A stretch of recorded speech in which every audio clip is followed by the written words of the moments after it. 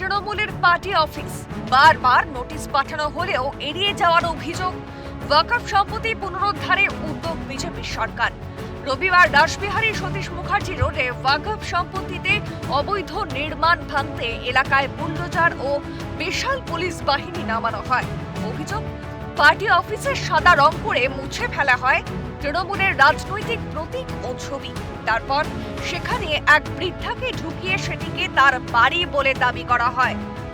অভিযোগ, বাড়ির মালিকানার কোনো নথি দেখাতে পারেনি তারা।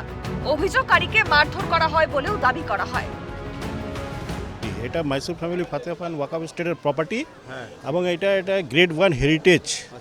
এইটা কেএমসি নিজে গ্রেড 1 হেরিটেজ ডিক্লেয়ার করেছে, নোটিফাইড গ্রেড 1 হেরিটেজ, এবং ওয়েস্ট বেঙ্গল হেরিটেজ কমিশনও এটাকে আইডেন্টিফাই করেছে, ডিক্লেয়ার করেছে, অর্ডার করেছে। এটা হেরিটেজ প্রপার্টি, এর রক্ষণাবেক্ষণ করতে হবে। এই জায়গাটা বেপরোয়াভাবে এরা দখল করেছে, ওরে বেপরোয়াভাবে বাড়ি ফাড়ি করেছে। এই আগের সরকার যে ছিল তৃণমূল কংগ্রেস, এটা তৃণমূল কংগ্রেসের পার্টি অফিস বানিয়েছিল। এখন এটা যেহেতু আগের তৃণমূল কংগ্রেস হেরে গেছে, ওই ব্যাপারে একটা সাদা রং মেরে দিয়েছে। এটা পুরো পার্টি অফিস, এটা উদ্বোধন করেছে। অন্যদিকে ওই সম্পত্তিকে নিজের বলে দাবি করেন অনিতা দাস। তবে নিজের সম্পত্তি বলে দাবি করলেও তাদের কাছে কোনো কাগজপত্র নেই বলে জানিয়েছেন অনিতা দাস ও তার পরিবার। কলকাতা পুরসভার বাড়ি ভাঙার অর্ডারকে চ্যালেঞ্জ করে হাইকোর্টে দ্বারস্থ হন অনিতা দাস। রবিবার ছুটির দিনে জরুরি ভিত্তিতে এই মামলার শুনানি হয়। বিচারপতি রাজা বসু চৌধুরীর বেঞ্চে হয় শুনানি। শুনানির পর আদালত পুরসভার ভাঙার নির্দেশের উপর স্থগিতাদেশ দেয়। আমার এটা অনেক বছর আমার দাদুর ইয়ের থেকে রয়েছি আমরা, আমাদের থেকে আমার দাদু মারা গেছে, বাবা মারা গেছে, এখন আমরা রয়েছি। এটা বলছে এখন ভাঙবে, কেন ভাঙবে? থাকবো কোথায় আমরা? আমাদের থাকার জায়গা নেই তো। না আমি দেখাই, আমরা তো জানি না তো সব কোনো কিছু। বাবা যদি বলে যেত তো আমরা দেখাতো, আমরা তো কিছুই জানি না সব ব্যাপারে। না আমার বাবার কাছে দাদুর কাছে ছিল, দাদু কী করেছে আমি জানি না। বলছে এটা পার্টি অফিস ছিল, এটা এই ছিল সেই ছিল, অনেক রকম কথা বলছে। এখানটা এসে তৃণমূলের পার্টি অফিস ছিল বলছে। এটা কাগজ বলতে না নেই।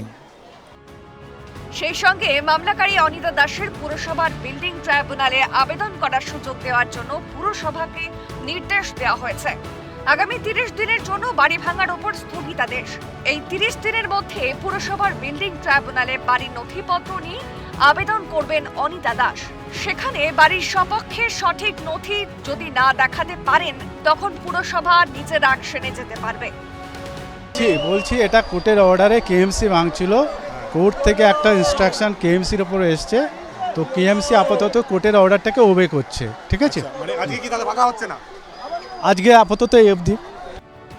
তবে কাগজপত্র না থাকার পরও কিভাবে সেই বাড়ি নিজের বলে দাবি করছেন অনিতা দাস? তবে আগামী 30 দিনের মধ্যে সঠিক কাগজপত্র দেখাতে পারেন কিনা এখন সেটাই দেখার। ভাঙার ওপর কলকাতা হাইকোর্টের স্থগিতাদেশ। তারপরই ফিরে গেল বুলডোজার, ফিরে যাচ্ছে বিল্ডিং বিভাগের যারা ডিমোলাইজ করতে এসেছিলেন, ভাঙতে এসেছিলেন, তারাও কিন্তু এই মুহূর্তে ফিরে যাচ্ছে পুলিশ। এবং যখনই এই খবর এসে পৌঁছায় যে ভাঙচুরের ওপর আদালতের স্থগিতাদেশ এসছে, সেই খবর পাওয়ার পরেই রীতিমতো উৎসব শুরু হয়েছে যে এই সমস্ত এলাকার মানুষ, তাদের যারা এখানে থাকেন বা যারা এই বাড়ি তাদের বলে দাবি করছেন, তাদেরকে আরও একটা আবেদন করার সুযোগ দেওয়া হোক আদালতে, তাদের বক্তব্য শোনা হোক, তারপরেই কিন্তু পরবর্তী সিদ্ধান্ত আদালত জানাবে। ক্যামেরায় গোপাল সেনের সঙ্গে মফিজুল ইসলাম, ক্যালকাটা নিউজ, কলকাতা।